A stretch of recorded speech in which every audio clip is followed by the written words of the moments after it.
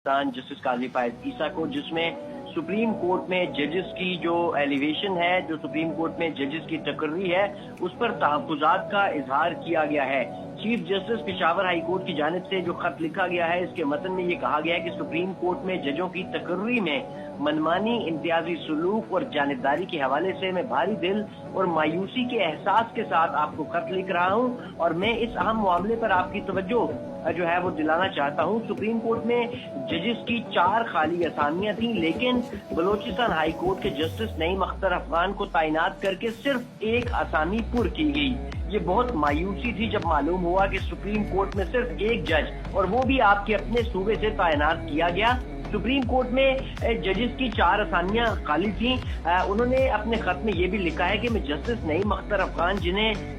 तैनात करके जजेस की एक असामी को फिल किया गया, उनके लिए हकीकी तौर पर खुश हूँ, लेकिन मेरी सीनियरिटी, अहलियत और सुप्रीम कोर्ट में असामियों की दस्तयाबी के बावजूद मेरी उम्मीदवारी पर गौर क्यों नहीं किया गया। पाकिस्तान की तमाम हाई कोर्ट के चीफ जस्टिस में मैं दूसरा सीनियर तरीन जज हूँ, चीफ जस्टिस हूँ। अपने खत में वो ये भी कहते हैं कि मेरी जुडिशियल कमीशन ऑफ पाकिस्तान और मैं इसके साथ साथ जुडिशियल काउंसिल ऑफ पाकिस्तान दोनों का रुकन भी हूँ। मुझे जायज तवक्को थी कि सुप्रीम कोर्ट ऑफ पाकिस्तान के जज के तौर पर तकर्री के लिए मेरी उम्मीदवारी को कम अज कम उस फहरिस्त में शामिल किया जाएगा। जुडिशियल कमीशन की तरफ से मुनासिब कार्रवाई के बाद अगर मैं सुप्रीम कोर्ट के जज के तौर पर तैनात होने के लिए मौजू ना पाया जाता तो मैं फैसले को खुशी से कबूल कर लेता। अपने खत में वो ये भी लिखते हैं कि केसेस के बैकलॉग को देखते हुए ख्याल था कि चीफ जस्टिस असामियों को फौरी तौर पर पुल जो है वो करने के लिए, फिल करने के लिए अपने आप को पाबंद महसूस करेंगे,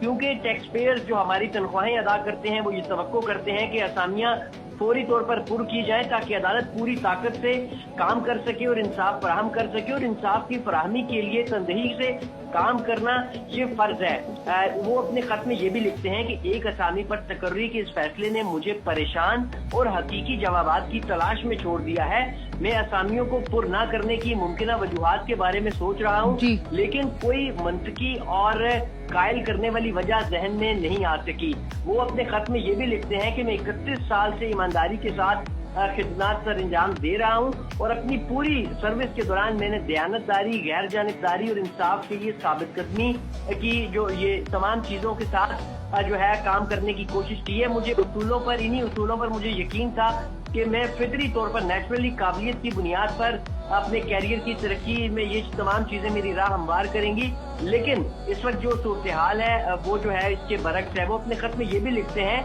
कि मैं अपने मादरे वतन में अमन व अमान की जो सूरत हाल और सियासी बहरान के दरमियान हाई प्रोफाइल केसेस का फैसला कर रहा हूँ। कानून की हुक्मरानी और आइन की बालादस्ती को बरकरार रखने का मेरा अज़्म